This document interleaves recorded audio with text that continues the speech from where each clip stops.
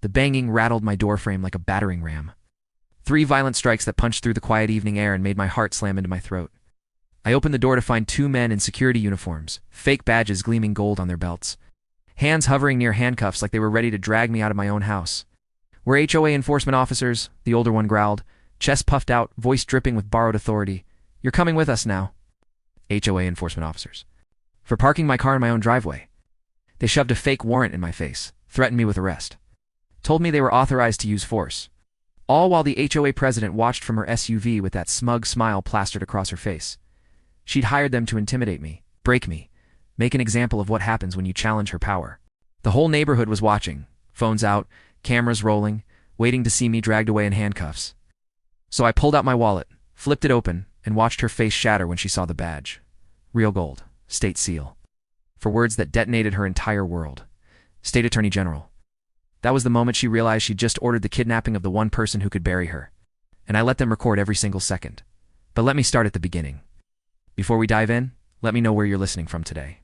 This HOA president thought she could bully a quiet homeowner over a $50 parking fine. She had no idea who she was messing with. And by the time she found out, it was already too late. Meadowbrook Estates looked like the kind of neighborhood you'd see on a postcard. Manicured lawns, tree-lined streets, mailboxes that all matched, the sort of place where people waved from their porches and nothing bad ever seemed to happen. When our homeowner moved in, it felt like the perfect fresh start after years of grueling work. Quiet, peaceful, safe, or so they thought. They were the model neighbor from day one, polite, respectful, kept to themselves in all the right ways. When people asked what they did for a living, the answer was always the same. "I work for the state, legal stuff," vague enough to end the conversation. Most neighbors nodded and moved on. No one pressed for details. No one thought twice about it. And that's exactly how this homeowner preferred it. Low profile. No drama. Just someone trying to enjoy their home after long days at the office. For the first few weeks, they played by the rules. Every single one. Trash cans back in the garage by noon. Lawn mowed like clockwork. Holiday decorations tasteful and removed on schedule. They even attended HOA meetings, sat quietly in the back, and listened to the board drone on about sidewalk repairs and noise complaints. Perfect resident, right? Should have kept them safe. But in Meadowbrook Estates, perfection wasn't enough. Because this neighborhood wasn't just managed by an HOA. It was ruled by one. And at the center of that little kingdom sat Patricia Harmon, the HOA presidenta-woman who treated the neighborhood covenants like holy scripture. She'd held the position for 6 years running. Unopposed, unchallenged. And there was a reason for that. Anyone who dared question Patricia found themselves drowning in violation notices for things. Like unapproved garden gnomes, or mailbox paint 3 shades off regulation beige. Vice President Derek existed solely to nod along and hand out fines with disturbing enthusiasm. Together, they ran Meadowbrook like a dictatorship in khakis. And here's the thing about Patricia: she didn't just enforce rules, she drove people out. The previous homeowner, gone after 8 months of endless violations. The one before that, sold at a loss just to escape. Patricia had perfected the art of making life so miserable that people would rather walk away from their investment than fight back. Most residents had learned the survival strategy: keep your head down, follow the rules. And whatever you do, don't get on Patricia's bad side. But then came the car. Now here's a detail Patricia should have paid attention to. Our homeowner drove an unmarked government sedan. Not a flashy car, not some beat-up clunker. Just a plain, dark blue vehicle issued by the state. The kind that comes with certain ... protections. And because they sometimes worked late, or had early morning meetings, they'd park it in the driveway overnight instead of cramming it into a garage still packed with moving boxes. Seemed reasonable. It was their driveway, their property, their car. Patricia didn't see it that way. One morning, there it was, a crisp white envelope in the mailbox. Inside, a violation notice on official HOA letterhead, complete with bold red text and a case number like it was some kind of criminal offense. The violation? Authorized overnight vehicle storage in driveway, according to Section 7, subsection D, paragraph 3 of the covenants.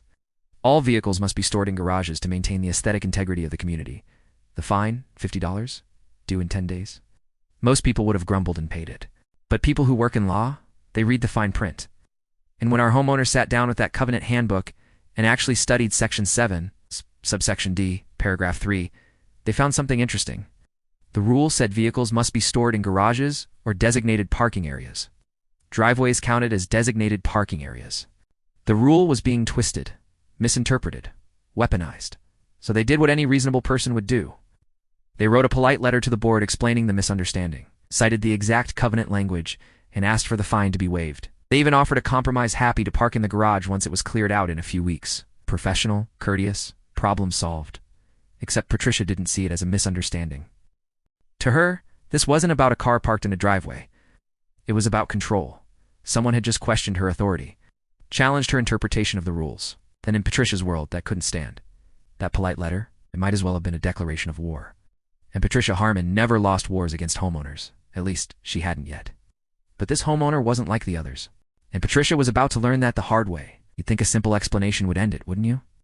A polite letter pointing out the actual rule, a reasonable compromise offered in good faith. Most rational people would back down, maybe even apologize for the confusion. But Patricia Harmon wasn't most people, and rationality. That went out the window the moment someone dared to correct her. The response came 3 days later. Note, not an apology. Not even an acknowledgement of the covenant language our homeowner had cited. Just another letter, this one twice as long, and 3 times as aggressive. Patricia had doubled down, according to her new interpretation. The covenant's mention of designated parking areas only applied to guest parking spots near the clubhouse, not personal driveways. Driveways, she claimed, were considered extended garage space, and therefore subject to the overnight storage rule. It was bureaucratic gymnastics at its finest. She'd twisted the language so many ways it barely resembled English anymore. And the fine? No longer $50. Now it was $50 per day, retroactive to the first violation. By Patricia's math, our homeowner now owed $350. The letter ended with a deadline: pay in full within 7 days, move the vehicle into the garage immediately, or face further escalation as permitted under HOA authority. Let that sink in for a moment. $350. For parking a car in a driveway, on property they owned. Our homeowner read that letter twice, just to make sure they weren't imagining the absurdity. Then they did what any reasonable person would do: they tried again. They wrote a second letter, this time even more detailed. They quoted 3 different sections of the covenant that contradicted Patricia's interpretation. They attached photos showing at least 7 other homes in the neighborhood, with vehicles parked in driveways overnight, including Derek's truck 3 houses down. Apparently those didn't violate aesthetic integrity, they offered once again. To move the car into the garage within 30 days, and requested the fines be waived given the clear misinterpretation of the rules.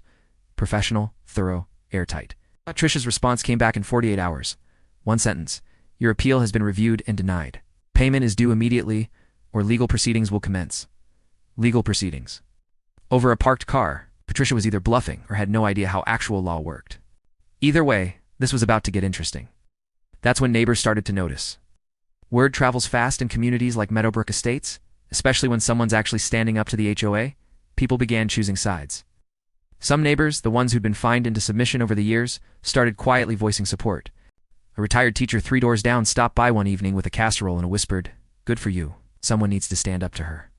A couple across the street left a note in the mailbox: "We're behind you. She tried this with us over a bird feeder. Don't back down." But others? They fell in line exactly as Patricia expected. The longtime residents who served on HOA committees, the ones who'd learned that staying in Patricia's good graces meant an easier life, they started spreading a different narrative. Rules are rules. If we make exceptions for one person, where does it end? Should have just moved the car instead of causing trouble. Some of them stopped waving. Stopped making eye contact. One neighbor even filed a formal complaint claiming the parked car was lowering property values. The neighborhood was fracturing, and Patricia loved it, because here's what people like Patricia understand: division is control. The more neighbors argued among themselves, the less they focused on her. The more chaos she created, the more essential she seemed. Wasn't just enforcing rules anymore. She was protecting the community from someone who thought they were above the law. At least that's how she spun it at the next HOA meeting. Our homeowner attended that meeting. Sat in the same back row seat as always. Listened as Patricia addressed recent challenges to board authority without naming names. Watched as she painted a picture of a resident who refused to follow simple, common-sense rules that everyone else manages to follow without complaint. Patricia's voice dripped with condescension as she reminded everyone that the covenants existed to protect property values, maintain standards, and ensure Meadowbrook remained the kind of place people wanted to live. And if certain individuals believe they're exempt from these standards, Patricia said, looking directly at our homeowner, they'll quickly learn otherwise. This board has legal authority to enforce compliance, and we will use it. The room went quiet. Few people shifted uncomfortably. Others nodded in agreement. Our homeowner didn't flinch. Didn't respond. Just sat there, calm as ever, taking mental notes of every word. After the meeting, Patricia made sure to intercept them in the parking lot. Derek flanked her like a loyal henchman, arms crossed, trying to look intimidating. He mostly looked like a suburban dad cosplaying as a bouncer. Patricia's smile was sharp enough to cut glass. "I don't know what kind of games you think you're playing," she said, her voice low and venomous, "but this ends now. Pay the fines. Move the car, or I promise you, you'll regret defying us. We've dealt with people like you before, and trust me, we always win. Our homeowner looked at her for a long moment, then smiled. Polite. Professional. The same smile they'd worn since day one. I'm sure you have, they said quietly. I'm sure you have. And then they walked to their car. That plain, unmarked government sedan drove home. Patricia watched them go, satisfaction radiating from every pore. She'd delivered the threat, established dominance, put this troublemaker in their place. In her mind, it was over, just a matter of time before they caved like everyone else. Patricia had given them 7 days to pay. That gave our homeowner exactly 1 week to decide, cave like everyone else, or show Patricia what happens when you threaten someone who actually knows the law. She had no idea what was coming. None of them did. Because some people break under pressure. What? But others? They're just waiting to see exactly how far you'll go before you hang yourself with your own rope. And Patricia had just tied the first knot. It happened on a Thursday evening. 6 days into that 7-day deadline, the sun had just started to set, painting the sky that particular shade of orange that makes suburban neighborhoods look almost peaceful. Our homeowner had just finished dinner and was settling in for the night when the banging started. Not a knock, not a doorbell. Banging. The kind that rattles the frame and makes your heart jump into your throat before your brain even processes what's happening. Loud, aggressive, urgent. The kind of pounding that says, open this door right now or we're coming through it. Our homeowner moved to the front window and pulled back the curtain just enough to see. 2 men stood on the porch, both wearing what looked like security uniforms, dark navy pants, matching button-down shirts with patches on the shoulders, utility belts with radios clipped on, official-looking, authoritative, the kind of uniforms that make you second-guess yourself even when something feels off. One of them was tall and broad-shouldered, mid-40s maybe, with the kind of build that suggested he'd spent time in actual law enforcement at some point. The other was younger, thinner, fidgeting nervously with something in his hand. The banging came again.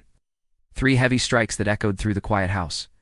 Our homeowner took a breath, centered themselves, and opened the door. Not all the way. Just enough to make eye contact through the security chain still latched across the frame. Can I help you?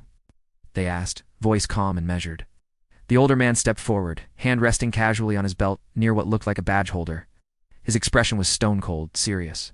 We're HOA enforcement officers. We need you to come with us. Now, HOA, enforcement officers. Let those words sink in for a moment, because that's not a thing. HOAs don't have enforcement officers. They have board members, management companies, lawyers if things get truly ugly, enforcement officers with uniforms and badges. That doesn't exist, at least not legally. Our homeowner's eyes flicked to the patches on their shoulders. Generic security company logos, nothing specific, nothing that said Meadowbrook Estates or even mentioned in HOA. The badges clipped to their belts, shiny, gold-toned, the kind you could buy online for $20. But here's what made it truly dangerous. They looked real enough to fool most people, especially people who'd been conditioned to trust anyone in a uniform. Especially people who'd spent years being told by Patricia Harmon that the HOA had authority, power, the ability to enforce consequences. I'm sorry, our homeowner said, keeping their voice polite but firm. What is this regarding? The younger man pulled out a folded document from his back pocket and held it up like it was supposed to mean something. We have a warrant for your violation of community standards. Multiple violations. Failure to comply with HOA directives. You need to come with us to address these charges immediately. A warrant for community standards violations. Our homeowner almost laughed. Almost because this was crossing a line so far beyond petty HOA tyranny that it had entered criminal territory, impersonating law enforcement, attempting to detain someone under false pretenses. These weren't just HOA games anymore. These are felonies. Can I see that warrant? Our homeowner asked, reaching for the document. The older man's hand shot out, blocking the exchange. You'll see it at the hearing.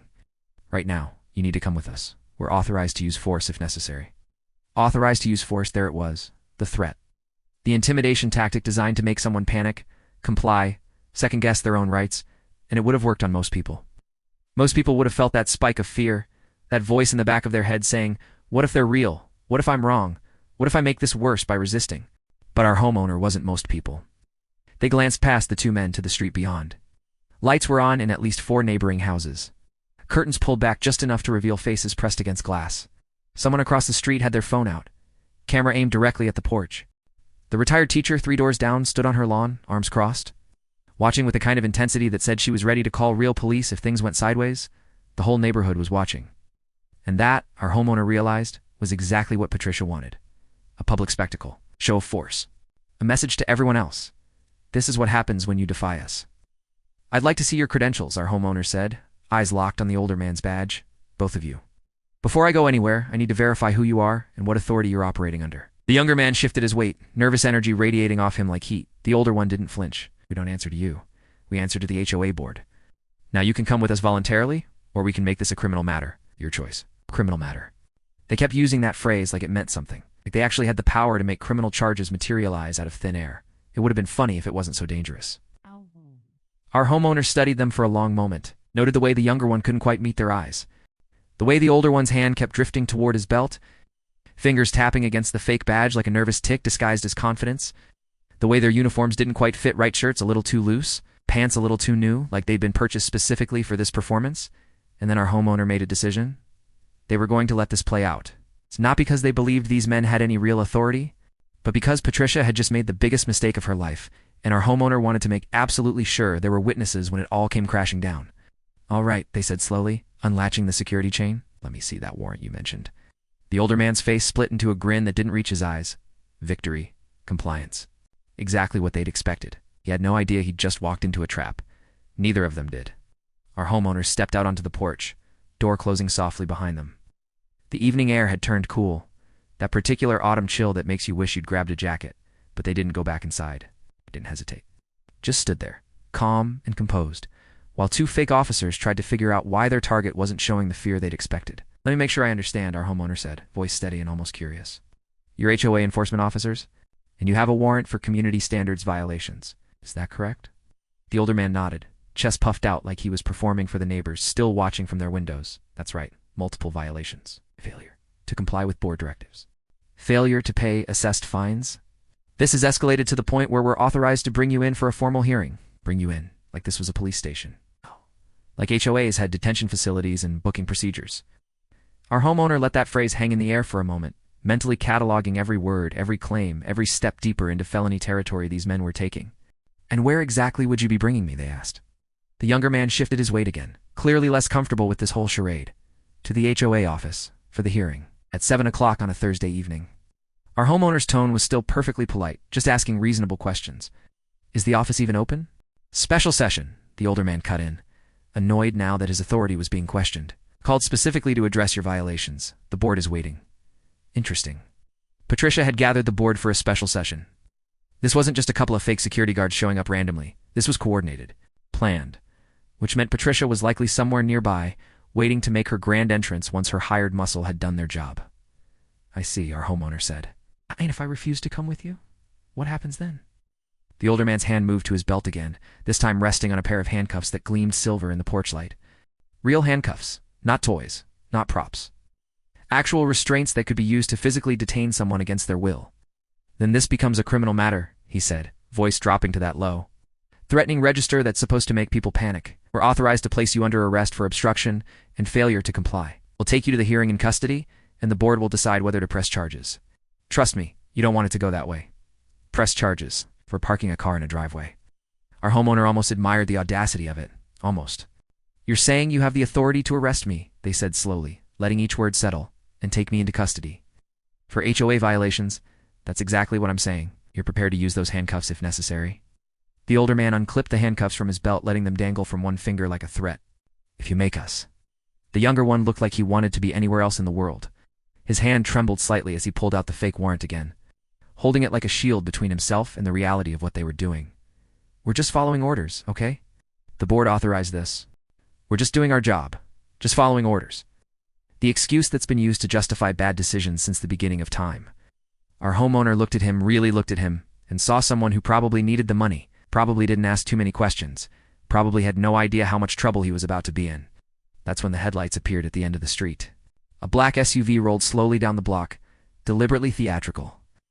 Like something out of a movie, where the villain arrives to survey their victory. It pulled up to the curb in front of the house, and idled there for a moment, engine purring before the driver's side door opened. Patricia Harmon stepped out like she was making an entrance at a gala, perfectly pressed blazer, hair styled within an inch of its life. That smiled the one that said she'd already won and was just here to collect her trophy. Derek emerged from the passenger side, tablet in hand, probably already drafting the violation report he'd present at the special hearing. Patricia walked up the driveway with the confidence of someone who'd never faced real consequences for anything in her entire life. She stopped a few feet from the porch, arms crossed, surveying the scene with obvious satisfaction. I'm glad you decided to be reasonable, she said, voice dripping with false sweetness. Though I must say, I'm disappointed it came to this. If you'd just followed the rules like everyone else, none of this would have been necessary. Our homeowner looked at her, then at Derek, then at the two fake officers, then at the neighbors still watching from windows and porches, phones out. Cameras recording every second of this absolute disaster Patricia had orchestrated. Just to clarify, our homeowner said, speaking clearly enough that every recording device would pick it up, these men told me they're HOA enforcement officers with authority to arrest me. Is that accurate? Patricia's smile widened. They're authorized security personnel operating under HOA authority. Yes. And you believe the HOA has the legal authority to send security personnel to detain residents and bring them to hearings against their will? When residents refuse to comply with clearly stated rules and directives? Absolutely. Patricia turned to the older fake officer. Are we doing this or not? I don't have all night. Stepping forward with the handcuffs. Sir, I need you to turn around and place your hands behind your back. This was it, the moment they were actually going to do it. Actually going to attempt to detain someone with fake badges and fake authority on camera, with witnesses, because an HOA president had convinced them they had the power. Our homeowner held up one hand. Not aggressive, just a simple gesture that stopped the man mid-step. Before we proceed, they said calmly, I'd like to speak with your supervisor. The older man actually laughed. Deep, condescending, the kind of laugh meant to humiliate. We don't answer to you, buddy. We answer to the HOA board, he gestured to Patricia, and she's already given us our orders. I don't answer to you, the younger one echoed, trying to sound tough but mostly sounding desperate. Patricia practically glowed with vindication. You don't get to make demands. You don't get to ask questions. You follow the rules, or you face the consequences. Those are your options. The neighbors were closer now. Retired teacher had moved to the edge of the property line. Someone else had stepped out onto their porch, phone clearly visible, recording. The couple across the street stood in their driveway, arms crossed, waiting to see what would happen next. Our homeowner looked at Patricia, really looked at her, saw the absolute certainty in her eyes that she'd won. That she'd finally broken the one person who dared challenge her authority. That this would be the story she'd tell for years. The cautionary tale of what happens when you defy the HOA. And then our homeowner smiled. Small. Quiet. The kind of smile that comes right before everything changes. Actually, they said, reaching into their pocket, you do answer to me? Patricia's smile faltered, just for a second. It's just long enough to reveal the first crack in her armor. What are you talking about? Our homeowner pulled out a leather wallet, flipped it open, held it up so everyone could see. The badge gleamed gold in the porch light. Real gold, not the cheap costume jewelry the fake officers wore. And next to it, an ID card with an official state seal, and 4 words that changed everything. State Attorney General. The street went silent. Nobody moved. Nobody breathed. Even the crickets seemed to stop chirping. Tricia's face went through several emotions in rapid succession confusion. Disbelief, recognition, and then pure, crystallized horror. The younger fake officer actually dropped his fake warrant. It fluttered to the ground like a surrender flag. The older one's hand moved slowly away from the handcuffs, fingers trembling now. So our homeowner said, voice still perfectly calm, I'll ask again. Would either of you like to contact your supervisor? Because I have some questions about who hired you to impersonate law enforcement officers. And Patricia? They turned to look directly at her. Might want to call a lawyer. A real one this time. Time has a strange way of stretching out in moments like these. That wallet flipped the one that revealed a badge and ID. It carried the weight of actual law behind it, seemed to hang in the air forever. And in that frozen moment, you could watch the realization dawn on each face, like dominoes falling in slow motion. The younger fake officer saw it first. His eyes went wide, mouth falling open, color draining from his face like someone had pulled a plug. He took a step back, then another, like distance might somehow undo what he'd just seen.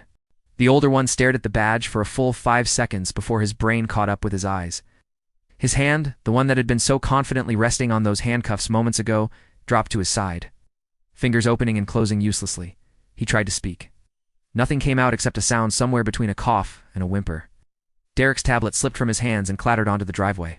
He didn't even try to pick it up, and Patricia Harmon, the woman who'd ruled Meadowbrook Estates like her own personal fiefdom for 6 years, who'd driven out residents and crushed dissent, and wielded HOA covenants like weapons. Patricia looked like someone had just told her the world was ending, because in a way it was. Her world, anyway. The silence stretched, deepened. Became the kind of quiet that presses against your eardrums and makes. Every small sound, a car in the distance, whined through the trees, someone's sharp intake of breath sound impossibly loud. Our homeowner, though we should probably start calling them by their proper title now. The Attorney General let that silence do its work. Let it sink into every witness, every recording, every person who'd gathered to watch Patricia's show of force. Let them understand exactly what they'd just witnessed. Then, Voice still perfectly calm, perfectly measured, the Attorney General spoke. For those of you recording in, I can see several phones out. I want to make sure this is clear for the record. They gestured to the two men still frozen on the porch. Impersonating a law enforcement officer is a felony in this state. Carrying fake badges, fake credentials, and fake warrants elevates that to multiple felonies. Threatening to arrest or detain someone under false authority, that's kidnapping. Attempted kidnapping at minimum. The younger fake officer made a sound like a wounded animal. We didn't mean. We weren't. You told me you were enforcement officers with authority to arrest me. The Attorney General continued, still calm, still factual. You displayed what you claimed were official badges. You threatened to use physical restraints. You presented a document you called a warrant. You stated I would face criminal charges. All of that was recorded by multiple witnesses. They paused, letting that sink in. So yes. You did? The older man finally found his voice, came out strangled, desperate. We were just doing a job. We were hired too. We didn't know you didn't know I was the Attorney General. They tilted their heads slightly. Or you didn't know that impersonating law enforcement is illegal? Silence. Because I'm curious which part of this you thought was legal. The fake badges? The fake warrant? The threat of arrest? At what point did either of you stop and think, maybe this isn't something we should be doing? The younger one was shaking now, visibly trembling. She said it was fine. She said the HOA had authority. She said we were just providing security for a community hearing. She, the Attorney General, turned to Patricia. Would that be Mrs. Harmon, the HOA president who hired you? Tricia's mouth opened and closed like a fish drowning in air. No sound came out. Her face had gone from white to a sickly gray color, like all the blood had simply evacuated her body in self-preservation. Out. Mrs. Harmon, the Attorney General said, and their voice carried that particular quality that every lawyer develops. The one that sounds conversational but is actually building a case with every syllable. Did you hire these men to come to my home, present themselves as law enforcement officers, and threaten me with arrest? Derek took 3 steps backward, physically distancing himself from Patricia like she'd suddenly become radioactive. Smart man. Patricia's voice, when it finally came, was barely a whisper. They were supposed to. It was just supposed to ... Just supposed to what? Scare me into compliance? Humiliate me in front of the neighbors? Make an example of what happens when someone challenges your authority? The Attorney General pulled out their phone, because what it actually did was give me grounds for multiple criminal charges. It's conspiracy to impersonate law enforcement, attempted kidnapping, harassment, and that's just for starters. Haven't even gotten to the financial irregularities I'm sure we'll find when we audit the HOA's books. Patricia's knees actually buckled. She caught herself on the SUV, one hand pressed against the hood for support. The Attorney General tapped their phone, brought it to their ear. It rang once, twice. This is the Attorney General, they said when someone answered. Their voice had shifted, now still calm, but carrying the full weight of the office they held. I need police dispatch to send units to my location immediately. I have 2 individuals who've committed multiple felonies in progress, including impersonating law enforcement officers. Yes, I'll hold. The younger fake officer started crying. Actually crying, were tears streaming down his face as reality crashed over him like a wave. The older one tried one last desperate move. Look, we can work this out. We'll leave. We'll forget this happened. No harm done, right? The Attorney General looked at him with something that might have been pity. You threatened to arrest a state attorney general with fake badges, while dozens of witnesses recorded the entire encounter. No harm done? They shook their head. The harm is already done. To yourself. Nah. Sirens cut through the night air. Distant at first, then closer. The real kind. The kind that comes with actual authority, actual badges, actual consequences. The neighbors pressed closer, phones still out, capturing every second. Patricia slid down the side of her SUV until she was sitting on the driveway, head in her hands. Derek had disappeared entirely, probably already halfway home, deleting every email he'd ever sent about this plan. And the Attorney General? They stood on their porch, badge still in hand, and waited for justice to arrive. It took exactly 4 minutes. 3 patrol cars arrived within minutes, light bars painting the quiet suburban street in alternating red and blue. No sirens now. They'd been cut as the vehicles turned into Meadowbrook Estates, but the silence somehow made it worse. More official. More final. Officers emerged with the kind of practiced efficiency that comes from years of doing this job. And the lead officer, a sergeant with gray at his temples and 20 years on the force, written in the lines around his eyes, walked straight to the Attorney General. Sir, he said, nodding with the respect one professional shows another. His eyes flicked to the badge still in the Attorney General's hand, then to the 2 men on the porch who looked like they wanted the earth to open up and swallow them whole. We got your call. What are we looking at? The Attorney General gestured to the fake officers. These 2 individuals presented themselves as HOA enforcement officers with authority to arrest me. They displayed fake badges, presented a fake warrant, threatened me with handcuffs and criminal charges. Everything was recorded by multiple witnesses. They nodded toward the neighbors, at least 8 of them now clustered on lawns and driveways, phones still out, still recording. The woman sitting by the SUV is Patricia Harmon, HOA president. She hired them, coordinated the whole thing. The sergeant's jaw tightened. Impersonating law enforcement wasn't just illegal, it was personal. An insult to every officer who'd earned their badge the real way. He turned to his officers, cuffed them. Both of them. It happened fast. Professional. 2 officers moved to the porch, and the fake officers didn't even try to resist. Why would they? The game was over. The older one kept his head down. Wouldn't meet anyone's eyes as the handcuffs clicked into place. Real ones this time, applied by real authority. The younger one was still crying, mumbling something about just a job and didn't know through his tears. "You have the right to remain silent?" one of the officers began, and the Miranda warning echoed through the street like a funeral bell. Every neighbor heard it. Every recording captured it. This wasn't HOA drama anymore. This was criminal law in motion. Patricia hadn't moved from her spot on the driveway. She watched them being led to separate patrol cars, with the kind of hollow-eyed shock you see in people who've just watched their entire life implode. The sergeant approached her, notebook out. "Mrs. Harmon, I need to ask you some questions." She looked up at him, mascara running, that perfect composure shattered into 1,000 pieces. "I want a lawyer." Smart, finally. But also far too late. "That's your right," the sergeant said evenly. "But I'm still going to need to know, did you hire these men to come here tonight?" Patricia's mouth opened. Closed. She looked at the attorney general, then at the neighbors, then at the cameras, calculating whether silence or explanation would hurt less. She chose silence. Just sat there, arms wrapped around herself, shaking. The sergeant made a note. "We'll be in touch. Don't leave town." Derek, who'd been trying to edge toward his car unnoticed, froze mid-step as another officer called out, "You the vice president?" He looked like a deer in headlights, nodded slowly. "We're going to need a statement from you, too." That's when the retired teacher stepped forward, phone in hand. "Officer, I recorded the whole thing. From the moment they started banging on the door," others chimed in, the couple across the street, the man 3 houses down, people the attorney general had never even spoken to but who'd been watching, witnessing, documenting Patricia's final power play. "We all have footage," the teacher continued. "Every threat they made, everything." Sergeant took down names, contact information, began building a witness list that would make any prosecutor's job almost too easy, open and shut. Multiple angles, multiple recordings, multiple testimonies. The kind of case that doesn't go to trial because no defense attorney in their right mind would let it. The attorney general watched it all unfold with quiet satisfaction. Then they made a second call, swung to their office.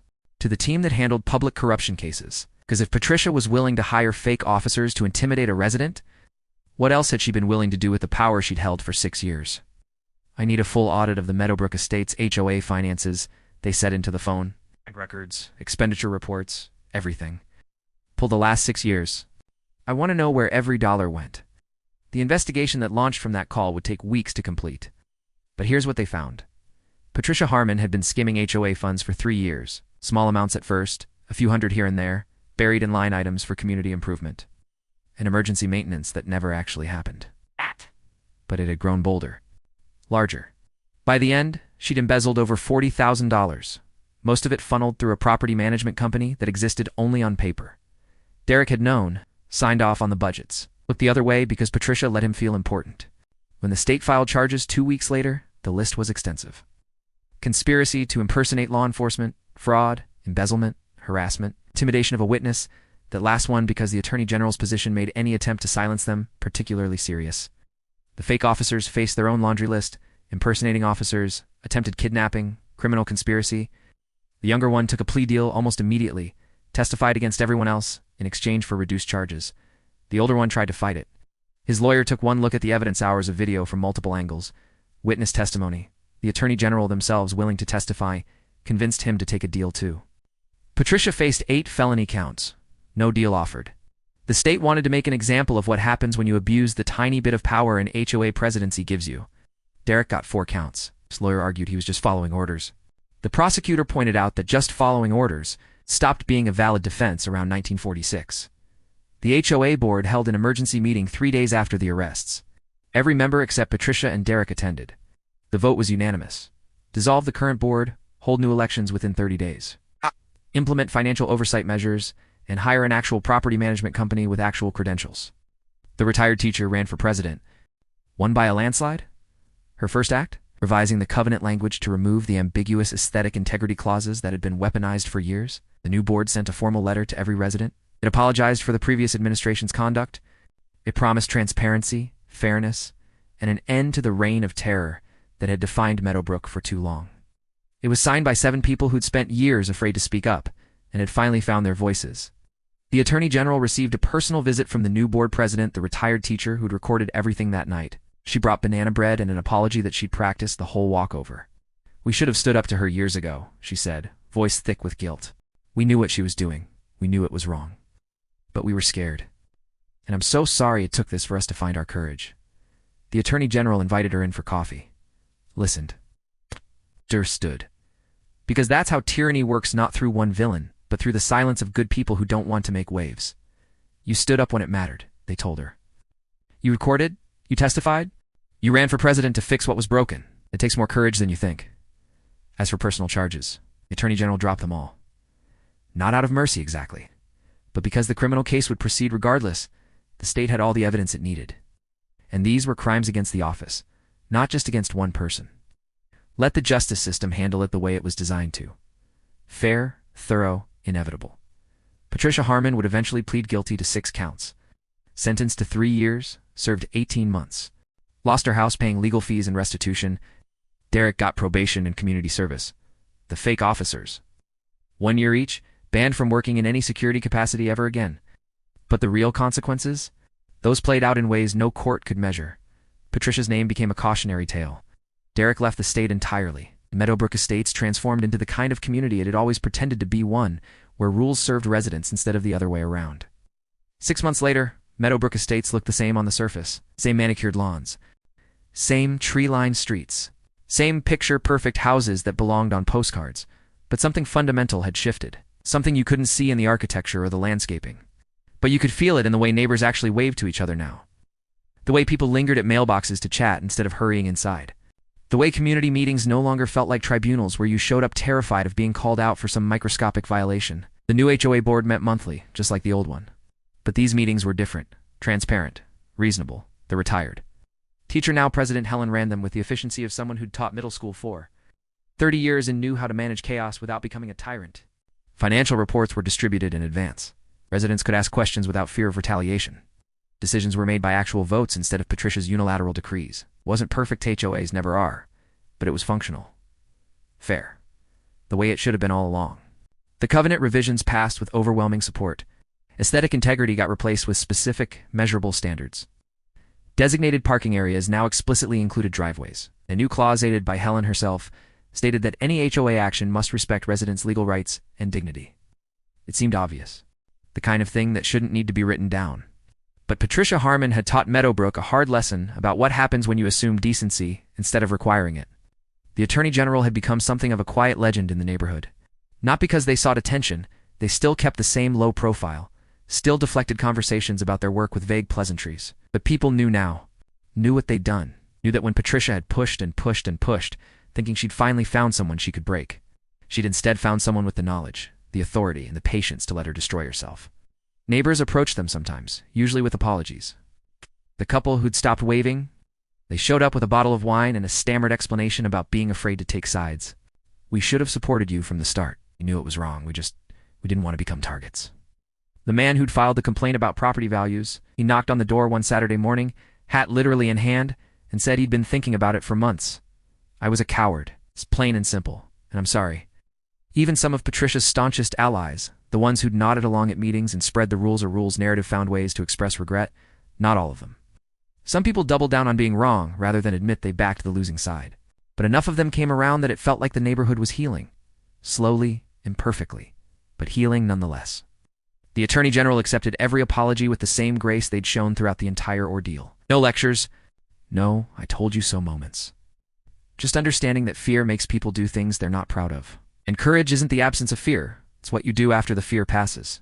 Helen stopped by one evening in late spring. The trees were blooming and the air smelled like fresh-cut grass and new beginnings. She brought more banana bread, apparently her signature move, and an update on the community fund that had been established with Patricia's restitution payments. "We're using it for playground equipment," she said, settling into a porch chair with her coffee. The kind every kid can use, including ones with disabilities, seemed fitting. Taking money that came from greed and selfishness and turning it into something that helps everyone.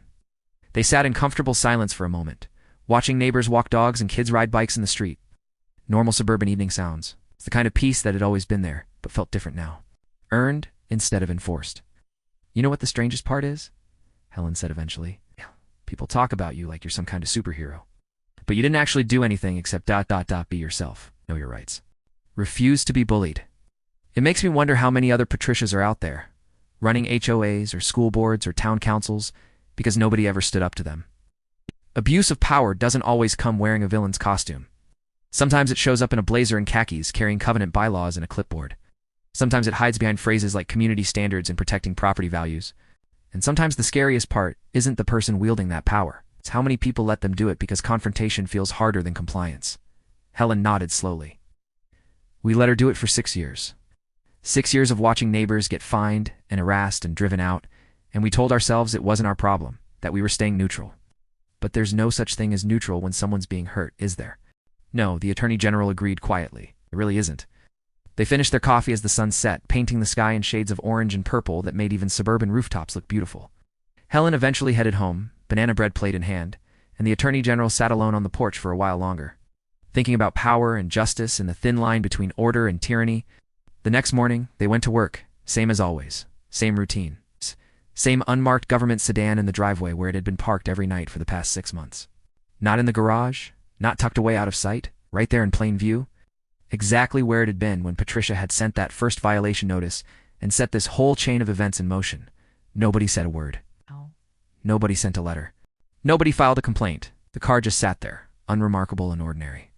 A quiet reminder that sometimes the most powerful thing you can do is simply refuse to be moved when you know you're right. Because here's the truth. Patricia Harmon learned too late. Some people wear fake badges to feel powerful. They wrap themselves in borrowed authority and hollow titles, desperate to make themselves feel important by making others feel small. They confuse fear with respect, compliance with agreement, silence with consent. But real power comes from knowing the law and using it not to hurt people, but to protect them. It comes from having actual authority and choosing to wield it with restraint. It comes from being the kind of person who could destroy someone with a single phone call, but waits, watches, and lets them destroy themselves instead. Real power is parking your car in your own driveway and sleeping soundly at night, knowing that if anyone comes to your door with fake badges and fake threats, you have the real ones to back you up. And that's something no HOA president, no matter how tyrannical, can ever take away. The Attorney General locked their front door, climbed into that government sedan, and drove to work. Just another day. Just another quiet professional going about their life in a neighborhood that had finally learned the difference between rules that serve people and rules that control them. Meadowbrook Estates had been transformed. Not by grand gestures or dramatic speeches, but by one person who refused to be bullied, and an entire community that learned slowly and painfully to find their voices. Sometimes justice looks like courtrooms and handcuffs and sentencing hearings. And sometimes it looks like a car parked in a driveway, completely unremarkable, absolutely unmoved, and finally, blessedly, left alone.